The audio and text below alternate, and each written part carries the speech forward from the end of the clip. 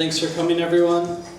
To start off this talk, my name is Anthony, and this is going to be called Slay the Spire, a Retrospective. This is a presentation about the journey and how our team found and kept up our success for Slay the Spire. It's kind of a post-mortem and general info on how we approached our development cycle. If the practices described in this talk don't apply to your games, I hope you at least get some insight into how a game like Slay the Spire can work out. So let's get to it. So who am I? As I said, I'm Anthony Giovannetti. I'm one of the two co-founders of MegaCrit Games. MegaCrit Games. Importantly, you should know that I'm a huge fan of card games. I grew up playing with Pokemon cards and then moved to Magic the Gathering. Later on, I became so addicted to Netrunner that I created a huge fan site for it. I actually ran a board and card game shop for a while and played all the different deck building games like Dominion and stuff like that. So I have a big background with card games. I really love card games, so I decided I had to make my own. So Slay the Spire was actually my first professional game, but in college I worked with my co-founder Caseyano on two small hobbyist games that told us kind of exactly what not to do when you're making a game. Inspired by, at the time, a lot of interesting indie games like Aquaria and Toy Story, we got our feet wet with two small projects. We formed a company called Pew Pew, and we released two games over the course of a few months. We made a little infinite runner type game on the iPhone, and then we released an Ikaruga-style shoot-'em-up bullet hell with RPG mechanics on Flash. So, perfect audience game match, you know, just great. Neither of these did very well, hardly anyone saw them. So we took a break from making video games. We finished college, we got our degrees, we got jobs in the software industry. I worked as an SStat for 4 years, Casey got a job at Amazon, and eventually, after working for 4 years, I reconnected with Casey, and we said, hey, why don't we do this thing again? I think we could actually do this right, do it more intelligently.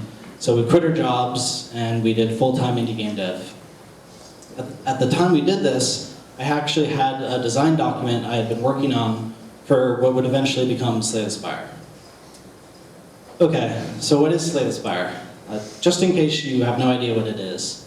It's actually kind of difficult to explain what Slay the Spire is to someone who doesn't understand roguelikes or card games. But here's our elevator pitch, and it's what was on Steam. Quote, we fused card games and roguelikes together to make the best single-player deck builder we could. Craft a unique deck, encounter bizarre creatures, discover relics of immense power, and slay the spire. I actually never really loved this pitch, to be honest. I think it was just okay at best. It's all right. If you have a better idea for a pitch, let me know after. It's way too late, but I'd be curious to hear your thoughts anyway. Slay the Spire is a roguelike where you use cards to fight enemies, like you can see on screen. Our game was released on early access on November 14th, 2017, and then we had a full release in January of this year. So, Slay the Spire exceeded our wildest expectations. This is a screenshot of when our game had a 99% user score. A positive user score. And it's pretty crazy. It's something we're really proud of, because even if a game doesn't sell well, having a high user rating means that the developers are at least cued into what their audience wants. Luckily for us, we also sold very well, so that's good. To date, we've sold over 1.5 million copies, and we're launching on the PlayStation 4 tomorrow with Switch following in the next few weeks, hopefully. So, things went really well. Slay the Spire was a success story for sure. So, with that background, what's going to be in this talk? I'm going to tell you about our development history, how we went through before launching in early access. I'm going to talk about kind of some of our challenges and the advantages that we had. I'm going to mention our approach to early access and what we thought was important. And then hopefully I'm going to give you some takeaways for other indies. So let's dive into it. We developed Slay the Spire over a period of 2.5 years. Unlike our previous projects, Slay was a much more ambitious title, but we felt that we had learned immensely since then.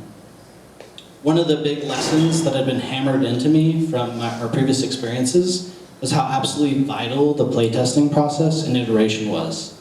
I actually think that iteration cycles are the lifeblood of how quality products are made, pretty much in all media, actually.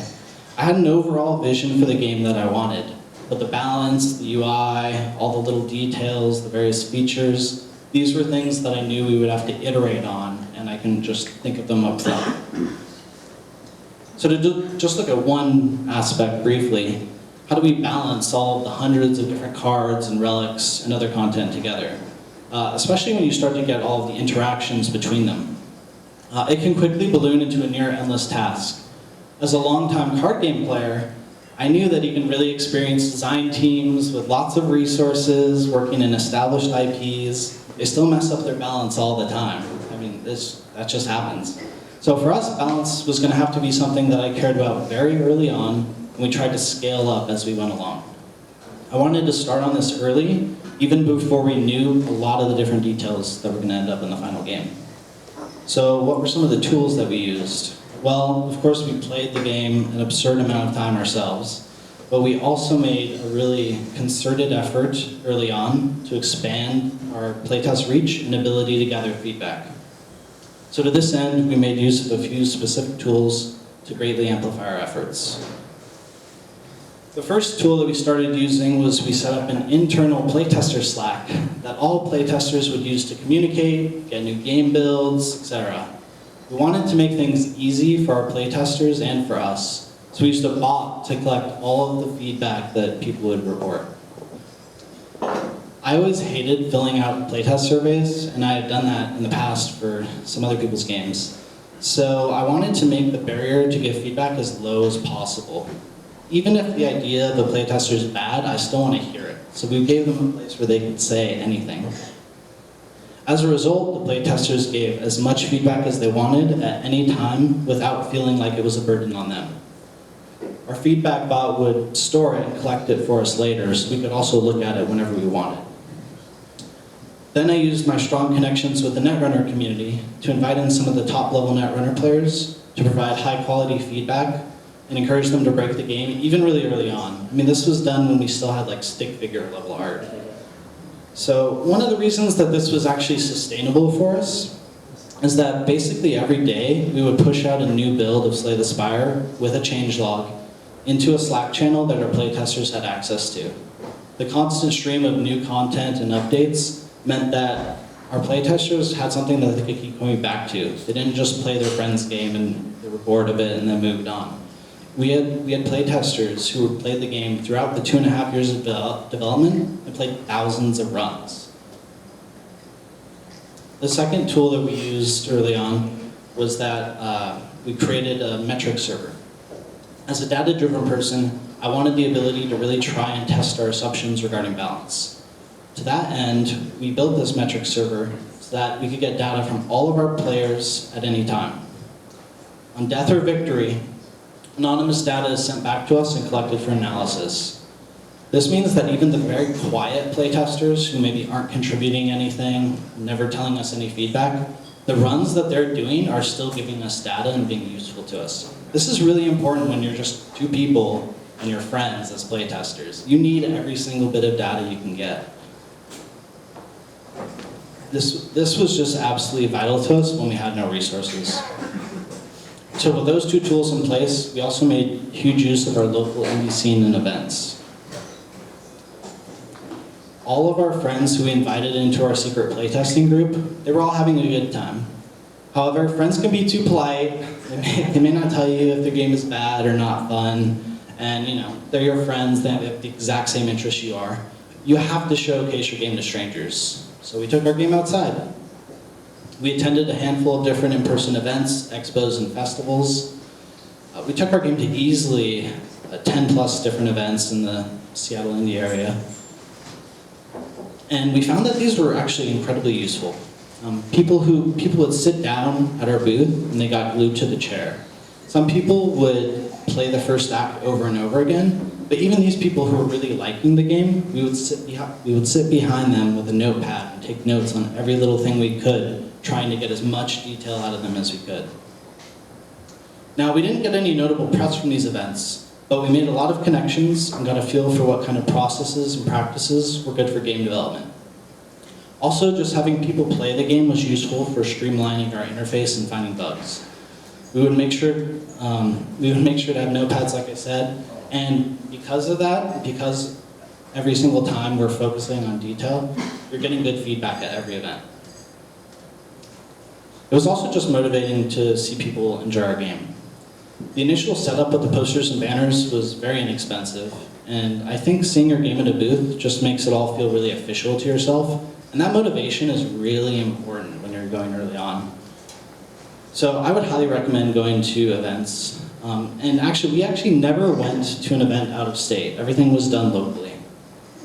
Some events, like the Seattle Indies Expo, which was mentioned by Tim earlier, we went there, and what's great about events like that is that the judges will provide you feedback as well, and that's useful on its own. In fact, I actually judged at 6 last year and tried to provide feedback to other indies in the area. So I highly recommend going to it.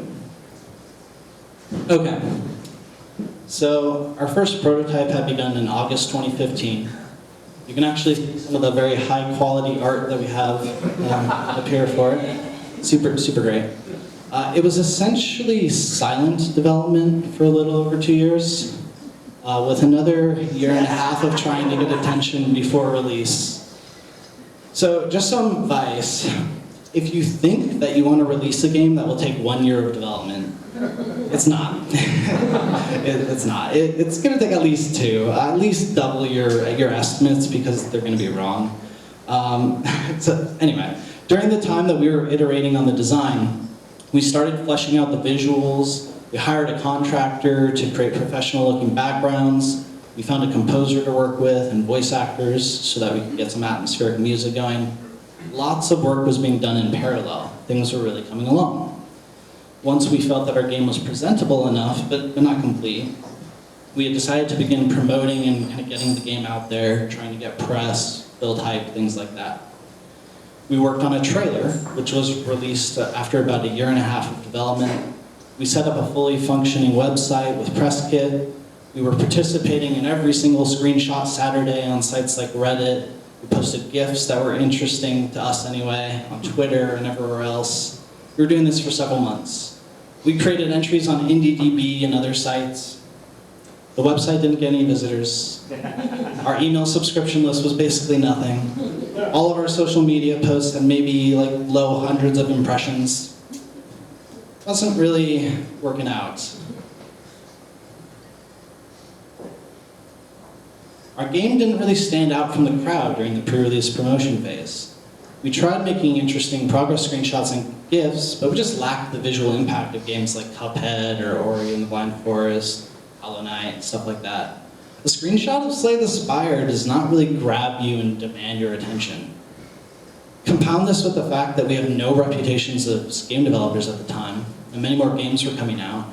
Engines like Unity were lowering the barrier to entry when it comes to game development. And this is a good thing, don't get me wrong, but it means everyone's competing for the same front page. However, we didn't give up easily. This was because of one thing we had confirmed over and over throughout our development. The game was really fun. Our players were liking it, and also we kind of had a plan. We'll get to that later. Still, even with total strangers having fun with our game, we were having a difficult time getting traction on the internet, which is in fact where we were planning on selling the game. So it's kind of important. Before we released the game into early access, we created and published 3 videos. The trailer I talked about earlier, that was the teaser trailer. We then made another trailer for our early access launch. This was our early access trailer. When we released the game, we did something a little more experimental where I created a supplementary video where I personally, as the developer, explained the game's mechanics and kind of like ran the player through a run for about 15 minutes or so. This video, like today, has less than 1,000 views. Yeah. So this was probably to be expected, right? I mean, we're not streamers with like super exciting personalities. We're not amazing trailer makers, but we wanted to try everything we could. And the first 2 videos were created by actually 2 professional video game trailer makers that we contracted out. And trailers are a super necessary asset for store pages. They just weren't helping us out at all in terms of like marketing and getting the word out there. The view counts on these videos at the time was actually very disheartening for us. So on top of this, we were quickly approaching our early access release date of about 2,000 people had wishlisted our game. Just 2,000, that's not a lot actually. We found, organized, and verified a list of over 300 press and content creators on various sites, and we decided to send out a press release. So we attached links to the appropriate places, links to our trailers, put in some cool GIFs, sent them out. This was back in April. A few months later, a month before our early access launch, we sent another wave of press release emails with our early access launch trailer. Let's take a look at how those emails went. Oh, not so good. That's okay, so surely if we could get some influential content creators on board, this would make the gaming press recognize us. Yep. There were a lot of streamers and YouTube content creators which we followed personally, and so I wrote a bunch of personalized emails because it's much better than sending out spam. YouTubers they'll like your personalized email, yeah. So we sent those out. Also not so good. We sent out like over 600 emails and got basically no replies. It was great. So back to our plan anyway. My theory was that our saving grace would be in the hands of those streamers and YouTubers. Streamers were becoming an ever larger thing in the gaming space. I mean, they still are. I often found new games to play based on YouTubers or Twitch and streamers that I personally watched. I suspected that if we could get a large Magic or Hearthstone streamer to try Slay the Spire, the audience would be very receptive and want to try out our game. So before we released Slay the Spire, we wanted to give as many streamers and content creators the opportunity to get a sneak preview of Slay the Spire as we could, and hopefully build some hype. We had heard of a tool called Keymailer, and my personal emails weren't working. So this is a website that allows you to send out Steam keys to content creators. If you pay like $150 at the time, you can also search for streamers based on what kinds of games they streamed, and also see how many followers or subscribers they have. So we decided to give it a go. We sent out probably like 400 keys to people we thought would like our kind of game. We looked for people that streamed Hearthstone, FTL, Binding of Isaac, etc. Those were all part of our criteria. We're sending those out via Keymailer. And then the day finally came. Early access release day.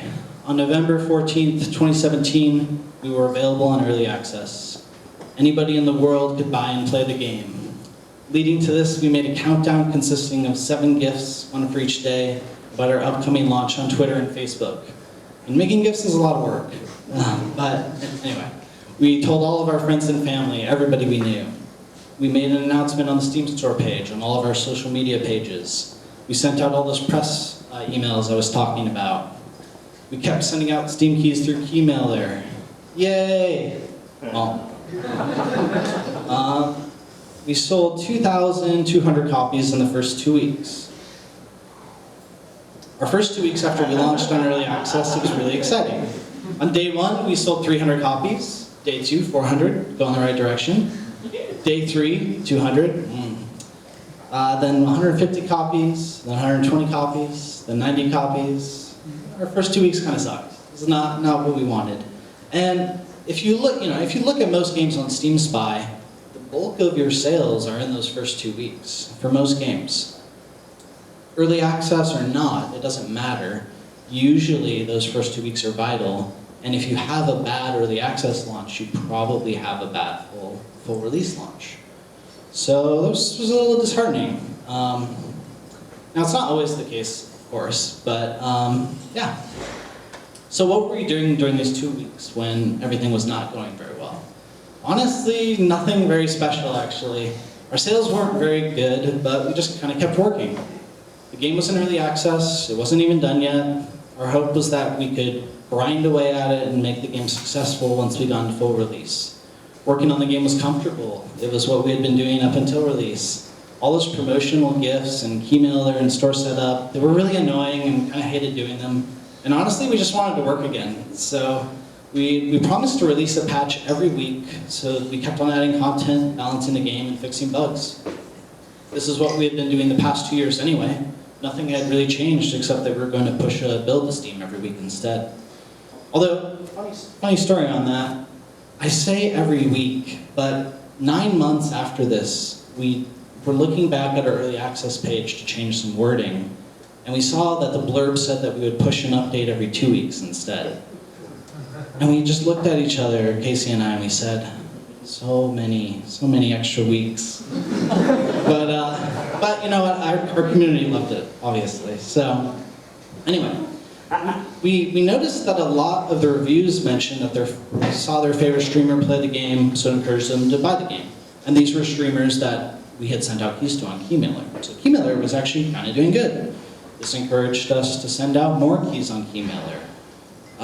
We actually ended up sending out several thousand keys on Keymailer. This was how we sent out the majority of our keys. This was by far the best investment, both in terms of money and time, when it came to marketing and advertising. Keymailer, I think, felt more genuine to people. Not sure. But whereas my emails were getting ignored, filed as spam or whatever, Keymailer was a legit platform that these streamers had already signed up for. So when they get a little notification in their inbox from Keymailer, they know they get a new game. They don't feel any pressure to leave a positive review or anything like that because we're not even interfacing with them. YouTube content creators started making some videos. Then a few Twitch streamers also started streaming our game quite regularly. Then their streamer friends started streaming, then their friends, etc. And kept snowballing.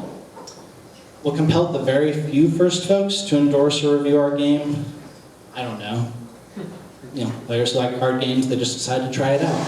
But we're very grateful for them.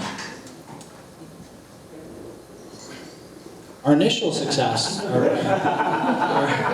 our initial largest success came about 3 weeks after early access launch. A high-profile streamer in China played our game. That video of that single Chinese stream got over 1 million views in a couple of days, and suddenly our game was flooded with Chinese players wanting to play the game, but they were kind of having a hard time because it was only available in English. So that was interesting. More people in the US also became interested. Many of the streamers who received the game before the early access release were still playing. That's important. And they told their other streamer friends, or other people had watched them. Eventually it reached more popular content creators, and then we started to show up on the top sellers list on Steam. Around February, we were the second best-selling PC game and the second most streamed game behind PUBG at the time. Our game went on sale shortly after.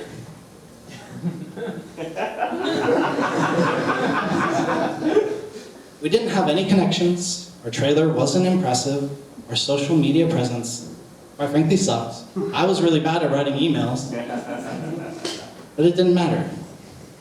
We had streamability. Twitch is a godsend for games like ours. A game that isn't visually beautiful or even that interesting on paper necessarily, it can now become wildly popular. There's a mod on Dota 2 called Auto Chess, which kind of fits this criteria. It looks like any other Dota 2 mod. If you know nothing about Dota, it's hideous to watch. It's very difficult to explain the game's mechanics, but if you watch somebody play the game and you hear them explaining the intricacies of the strategies and what's going on, it's actually really entertaining. Because streamers are openly talking about what they're thinking about, users can play vicariously through the streamers. On top of this, if the games are continually updated and polished, the streamers are going to keep streaming, the gamers are going to keep watching and playing. This is great. While we intentionally designed Slay the Spire to be fun to watch, it was the ever-growing prevalence of Twitch that really just made us snowball into the growth that we had. So streaming is really, really, really, really, really important. So what are some things that I think impact a streamable game? Well, user experience is really, really important. I mean, I just can't emphasize this enough. So making a game with complex mechanics easy to understand is a huge undertaking, and you could easily have a talk just on that on its own. But UX design isn't just for the person playing your game, but you also should factor in potential viewers who are watching the game. I always struggle when I watch streamers play games where they're like navigating submenu after submenu and looking at lists of complicated stats and things, obfuscated information. It doesn't tell me as a viewer what's going on. I'm more bored. We want to avoid stuff like that. Fortunately for us, we could leverage existing mechanics and terminology and repurpose it for our game. Card games have a rich history of complex mechanics, layers, and interactions. Because Slay the Spire was always intended to be a digital card game, we got to keep our visual clutter to a minimum. Additionally, digital card games have some advantages over physical ones. So the rules of the game are enforced programmatically. You don't need a rule book to teach people. Complex mechanics like statuses and keywords can have their definition appear when you mouse over a card. You can show a tutorial or blurb when the player does something wrong, like see not enough energy there. You can view your deck of cards as a grid at any time and see what's there. And we can show you how many cards are in your deck and discard at the same time. All of this stuff is really helpful. Additionally, you can explain things without words. So, just gotta wait a second. All right, so you can see Bash there. When you don't have energy to play it, the little highlight goes away and the little text on the top left turns red. Just these little cues can do a lot to help players understand what's going on and viewers follow it. Furthermore, we're huge believers in displaying as much information as possible, and viewers really like this. So an example of this here is our intent system. This slime enemy that's going to attack, we show that it's going to deal 7 damage to the player. Now, if you're viewing a streamer on Twitch, and you can see that the slime is going to do 7 damage, I can start to predict the game state. I can say, hey, I know what would happen if the player plays defend or if they play strike. I'm getting more engaged as a viewer than if the slime is just going to do some random thing on its turn and I can't follow it. These kind of things are factors that you should be thinking about when you're designing games. Another huge factor for Twitch is replayability. So Jason Rohrer at his GDC talk, he thought very similar to Casey and I, and he brought this notion of unique situation generators up at GDC this year. He says, quote, if we look at all of the gigantic indie hits that came along, I'm not talking about the minor hits that made back their money, but the things that are making astronomical amounts of money, they are all unique situation generators. He kind of opposes this to consumable games, where you play the game once and you're done. You know, this matters a lot for Twitch, because if you have a streamer who only plays your game to the end of its story and is done with it, they make 5 videos. Conversely, you can have somebody like Northern Lion, who you can see us 538 videos for Slay the Spire, or 1,275 for The Binding of Isaac. Wow, that's a lot. He's got 800,000 subscribers. 800,000 subscribers. When his subscribers watch him play Slay the Spire and he really enjoys it, that moves a lot of units. Way more than a little press article on Kotaku or something. So this is huge. If a streamer really likes the game, even if a streamer really likes the game, if it's a consumable game, like I said, you know, way down at the bottom, he'll have a video from somebody, or he'll have a video with a consumable game. That's it. You can miss it. You move on. Replayability is huge. Yeah. Another factor to consider is that you need to actually convert viewers into customers. So I think that any given game streamer pairing can be thought of as having some percentage conversion rate, and this is based on kind of a specific coupling of the game to the streamer. Now, that was a lot. There's a lot I can unpack there, but there's several factors that influence this. So one of the things to keep in mind is the audience that the streamer has. So in my Northern Lion example in the previous video, his audience really likes roguelikes. So when he plays Slay the Spire over and over again, not only is he showing the game to many different viewers, many different eyeballs, but he is showing it to exactly my target market, roguelike players. This worked for us also when large Hearthstone streamers like Crip or Hafu picked up Slay the Spire. Their card game audience was exactly the kind of players I wanted to get in front of. This matters a lot. The product sells itself. In a sense, you can think of this method of marketing as the product selling itself naturally. Now, we weren't putting any money into marketing, literally zero outside of the $150 we put in the key mailer.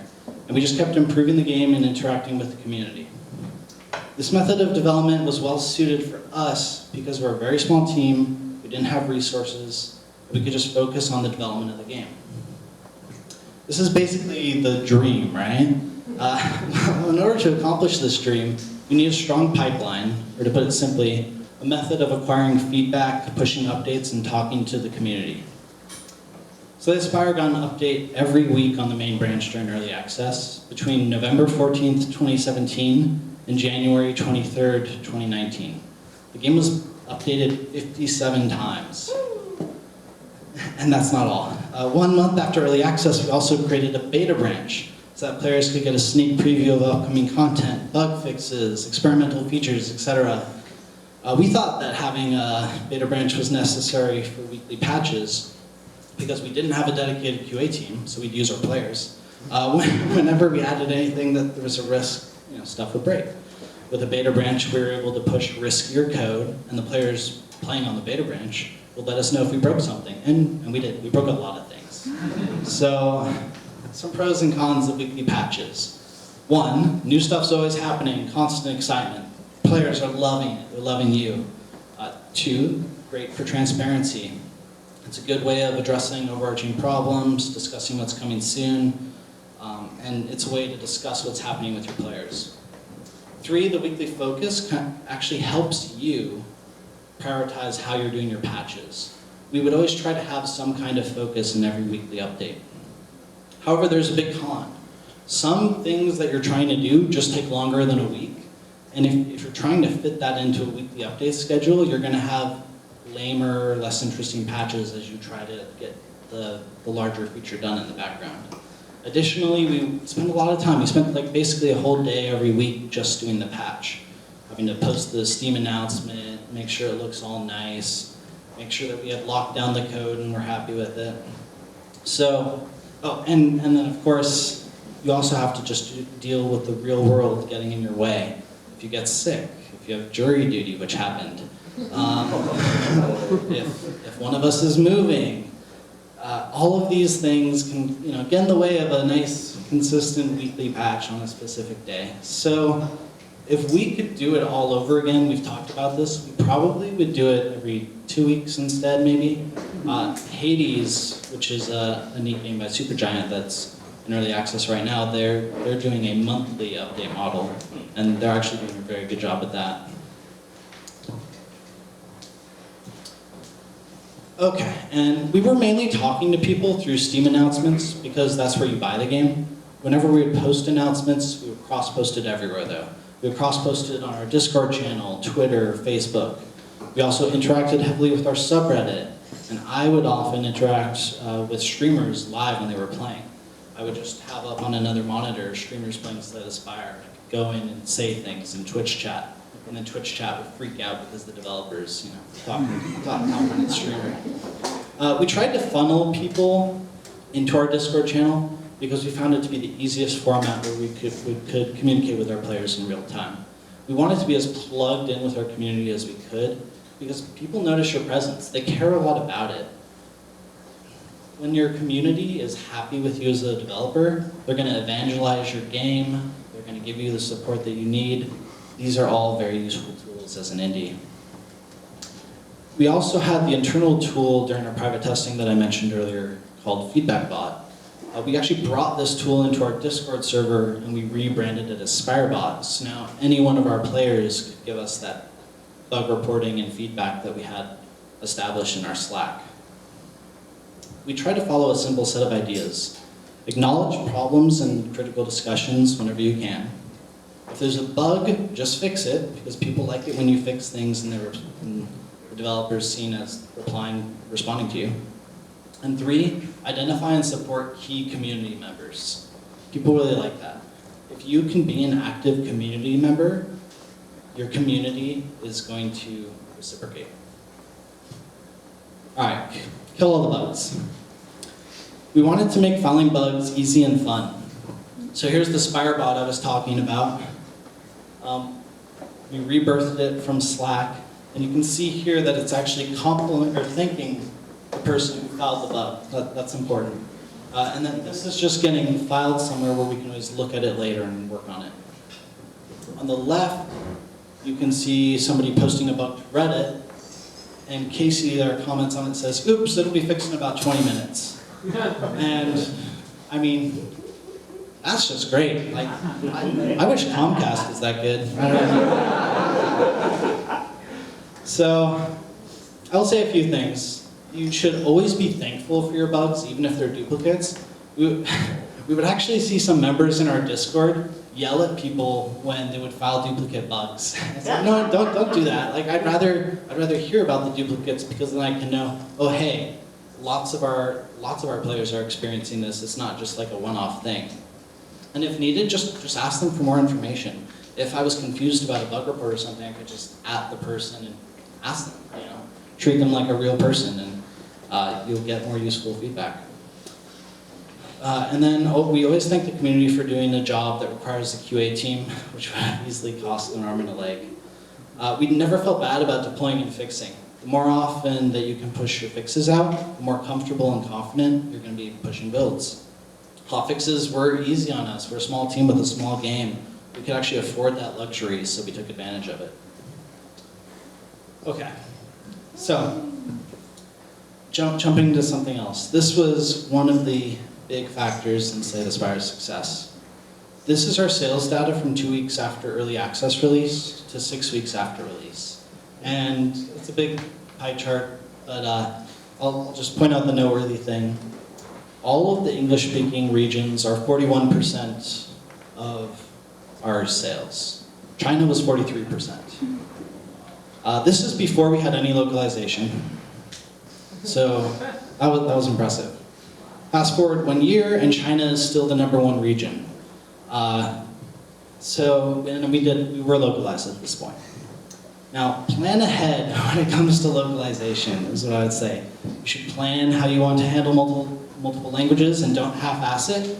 And also, do not ignore China. Absolutely do not ignore China. It is huge. The popularity of Slay the Spire in China was an astronomical part of our success. When Steam also when Steam's algorithms decide who's on the front page, those sales in China, they count. Like, they count a lot. So, create a plan for how you're going to handle it. Are you going to rely on community translations, hire a translation company? If you update frequently, like we did, how are you going to handle it? We used community translations across 16 different languages. It was a lot of work to manage it all, I won't lie. But with our weekly and even faster updates in the beta branch, it was the only way that we could think of to handle it, so that's what we did. Okay, so here's some of the takeaways. 1, iterate, iterate, iterate. Without change and experimentation, you're not going to narrow down on the good stuff. Lower the barrier between yourself, your playtesters, and your audience to get the best feedback possible, and also to just have a community that's going to appreciate you as a result. 3, Twitch is an unrivaled resource in the current environment that we're all making games in. You should be, like, day one thinking about, how does my game care about Twitch? How is it going to work with YouTubers? It matters so much. And then finally, update more often. The players are going to love you for it, and your games will be better as a result. When Casey and I attempted game development 10 years ago, it failed spectacularly. But then 6 or 7 years later, we quit our comfy software jobs, and we attempted independent game development again. We worked for 2 years without pay, and there wasn't any notion that this would be a successful project. I think it just means that we really wanted to make video games. We wanted to make a game that we wanted to play, and we were fortunate that many people also wanted to play it. So thank you.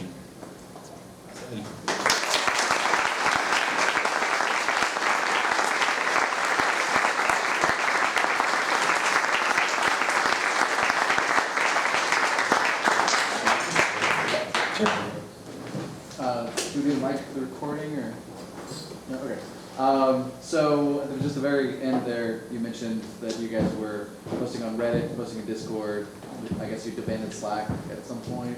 So Slack was always for like our internal playtesters. We never had a Slack for like just the average user. But then also posting on Twitch and keeping everything up on Twitter and Facebook. And at that point, that sounds like a full-time social media gig. Were you guys handling it? Was it the two of you? Did you have people to help with it at that point? No, it was just Casey and I. I mean, we just work more than 8 hours a day. Yeah. How do you keep development and do all the social media stuff? So this is going to sound terrible because it is, but you just live in eternal crunch and then you're productive. And I mean, I don't know what else. You're also working. I don't know. It's bad because crunch is bad, but for us, we were able to do it and make it work for us. So that's honestly still doing it. A lot less than we used to be. That's part of the beauty of not being in early access anymore. So is I can actually recover my own time. So yeah. You have a second. Beautiful. All right.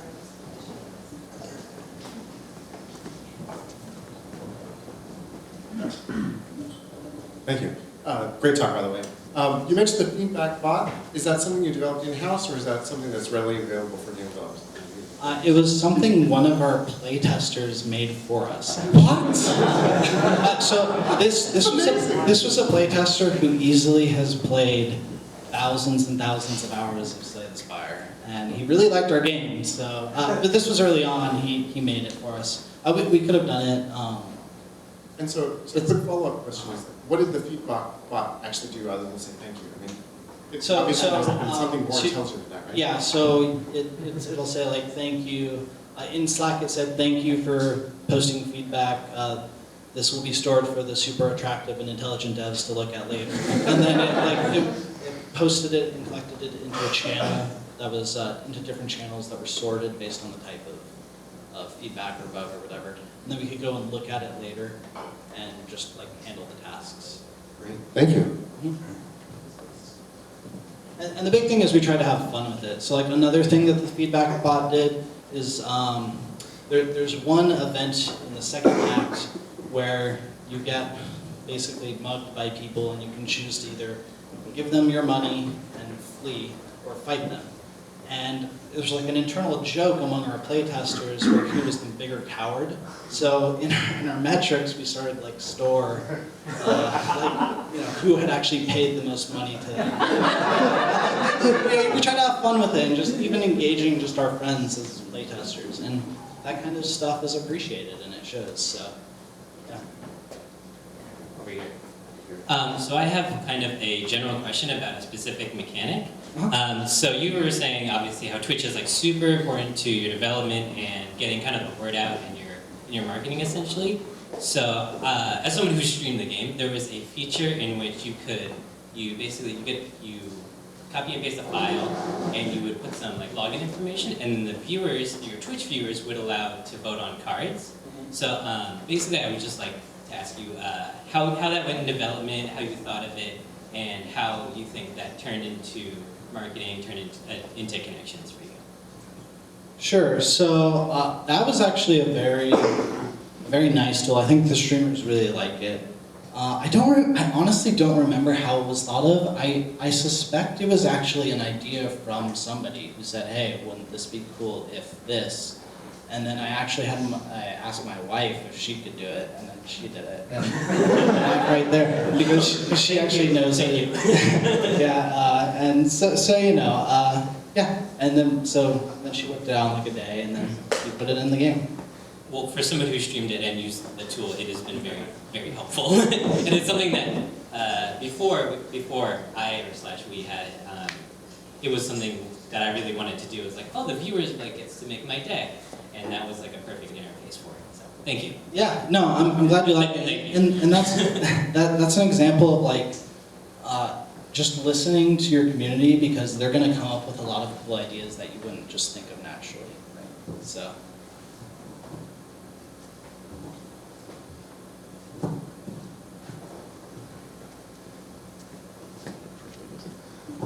Hi. On your website, you list a number of contractors that you've also worked with for things like card art, release management, and for music composition. How did you make those partnerships? So a couple different ways. One of which was attending local Seattle indie events to find some people, and then the other was just posting to Reddit. So like literally there's a subreddit where it's like people looking to work for work on games, and we posted up a thing saying, hey, we're looking for an artist, and then we get like 100 artists apply because there's so many artists just looking to do game stuff that's paid. Because we're like, and what we did is we just paid out of our own like funds that we had. So, and then that was an interesting process because we don't have experience finding quality people and hiring and vetting and all those things. So, so we actually learned a lot from that experience, I will say. But we ended up finding some really good people. So, Thanks.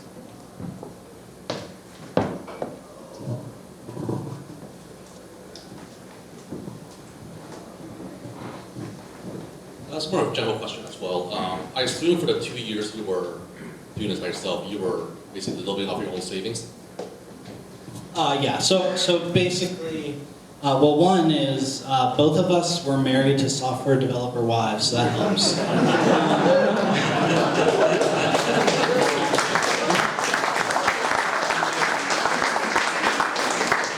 And then the other is that even with that, I had saved up a bunch of money, and Casey had saved up a bunch of money beforehand, because you're a software developer, you can do that if you make that choice. And so we did, and we had saved up a bunch of money that we could use to kind of fund things. So, How much money do you think you spent on the external stuff like art?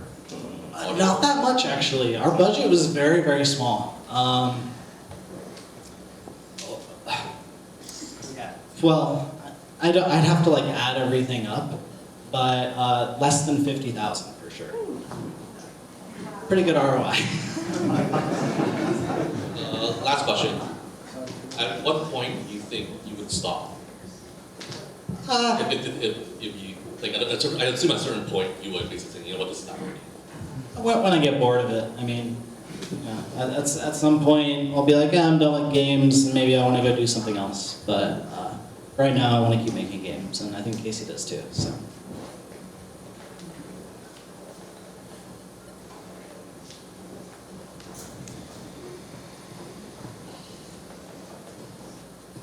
Early on you mentioned that you collected a lot of metrics which you used for balance tweaking, but you didn't say much about what you were balancing for.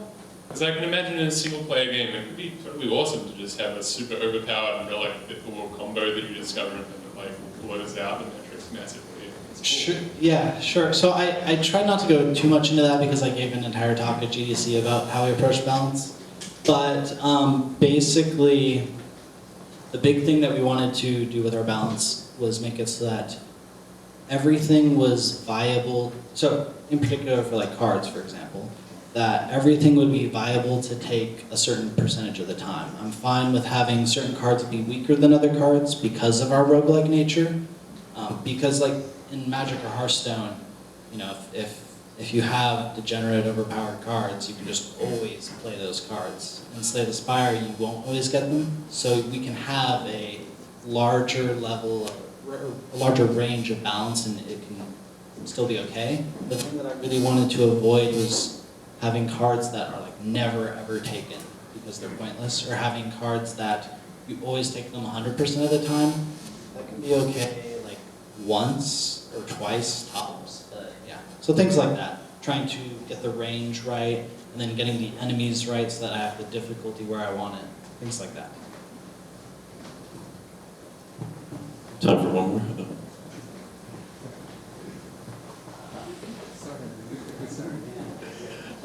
Did you explore making an AI bot solver to play your game over and over and over again and just collect, non-personal data before getting tons of playtesters? Or? No, so I'm not a good programmer. So